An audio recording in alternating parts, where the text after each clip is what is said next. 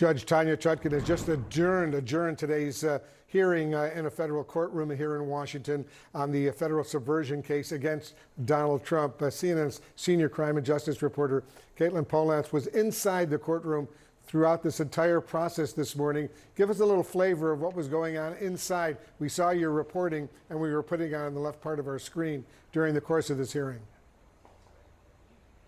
Yeah, Wolf, there were a couple things to note here. The first is that moment where Judge Tanya Chutkan jumped in. There was a spicy banter going on between her and Donald Trump's attorney, John Lauro, about how long it should take for everyone to get together all of the evidence, the briefing, the legal arguments, to talk about presidential immunity. Trump's team obviously wanted to slow things down. They were going back and forth very quickly in the courtroom, so much so that the court reporter had to say, hold on, you're talking over one another, judge and defense attorney. And then John Lauro said, you know, there's a very sensitive time in our nation's history, and that's when you could see he lost the judge. Judge Tanya Chutkan sat back in her chair. She sighed, and then she put a finger up, stopped the banter, took a pause, and said, let's discuss what the sensitive time is here. The election is not relevant to the timeline, and that just put a different flavor across the courtroom of the discussions about timing here. And she pulled it back to say, we're going to talk about what's actually needed, what I can do here, and how to move this forward. She didn't put a trial date on the calendar, and she didn't put a timeline down yet. She does say she is going to set one up for later today, hopefully, if she can put that out. But what the subtext here, she didn't want that this is not about the presidential election, Donald Trump running for presidency, and whether or not the Justice Department is able to put forward evidence before November. The other thing I want to point out here, Wolf, is there was a lightness to this proceeding. Nobody has been in this courtroom before Judge Chutkan since last October, and even Jack Smith, we haven't seen him in a courtroom for some time. He was there today. His beard is a lot longer than the last time I remember seeing him. Judge Chutkan, her hair, it's lighter, and even at the beginning of this proceeding, she said everybody looks rested, and there was laughter across the courtroom. Wolf? She did underscore what we all know about Judge Chutkan. She is tough. She is very, very smart, and she does not want any really unserious business to emerge during the course of this trial. Katelyn Polantz, excellent work as usual. Thank you. Let's talk more about this now with former federal prosecutor Elliot Williams and former Trump attorney Tim Parlatore. Okay, Elliot, who prevailed more today? What'd you think? We'll see. And a lot of that is going to depend on this first wave of decisions or rulings that comes from the judge in terms of the timeline. Now, certainly she's not going to set a schedule. This is as Paula had noted. But how are they going to decide some of these questions about immunity and which evidence is going to be in and out? How and the process for which she sets up there is really going to decide who the big winner is today. But look, this isn't going anywhere anytime soon. There's a lot of big decisions that need to be made. Tim, what's your take on who had the advantage today in arguments in court? I mean, I agree with Ellie. It's one of those things where they made the arguments, the judge didn't decide. And ultimately, the thing that's kind of the most immediate concern is what is the next briefing schedule going to be? And both sides have argued over essentially who's going to file their brief first on the immunity issue. You know, traditionally, it is something where the defense will file a motion first. The government then responds. The defense gets a reply. Here, special counsel's office has suggested kind of reversing the order, letting them go first and having the defense reply, and then giving special counsel the last word.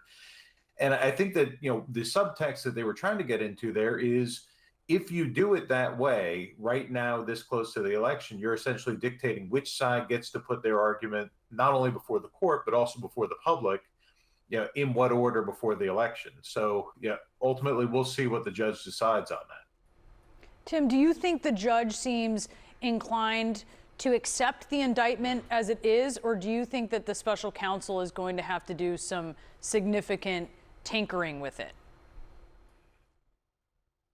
Well, she's definitely not going to accept it just simply as is without proper briefing and potentially hearings. You know, that I think she made very clear that this is something the Supreme Court wants her to go through a detailed analysis before she even gets to that point. And I do think that they've cut it down significantly. There's a lot of things that were immune under the Supreme Court case law that have been taken out, but there may still be a few things that she decides to cut out a little bit further. So I do think that there's going to be just a little bit more shaving to go on here. Elliot, on how this is weighed, it seems like the special counsel says we can do this through legal briefings. The Trump team is like, no, let's have hearings. Let's discuss this further. Obviously, one would put the case back even further than it is now, as Paula pointed out, potentially into next fall. Right. Is there going to be a mix? How do you foresee that playing forward? It's. I think the judge has acknowledged that we're not seeing a trial anytime soon. That's why she's very clear about not setting a trial date, because of the number of issues. Now, the prosecutors have been clear that they ought to be able to just lay out, this is the evidence that we think ought to support the indictment that we've supported here. Let's put that on paper, and then after that we can debate what's immune and what isn't. The defense wants to drag things out a little bit more by sort of having a series of ineffective mini hearings or mini disputes. Again, that's all the things that the judge has to sort out in the next. We might even see something today. I don't want to get people to get too excited, but just at least in terms of a preliminary outlining of what the next timeline is going to be. What did you think, Elliot, about how she said this court is not concerned with the timing of the election, and how realistic that is when you can't ignore, at least politically, that there is an election? It's like getting the band back together, Brianna, because you and I and Boris, we talked about this a lot in the spring and fall, and I have long taken the view that we have a political calendar, but also the legal system doesn't need to bend the knee to that. But of course, we don't live in fantasy lawyer land. We live in a world where there are elections and people care about what happens in these legal cases. And so she's right.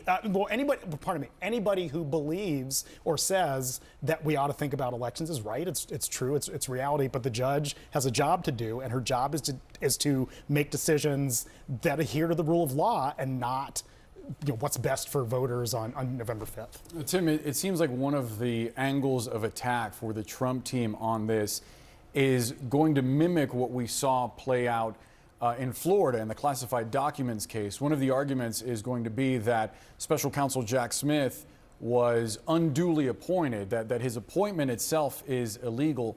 How successful do you think that argument is going to be before Judge Chutkan?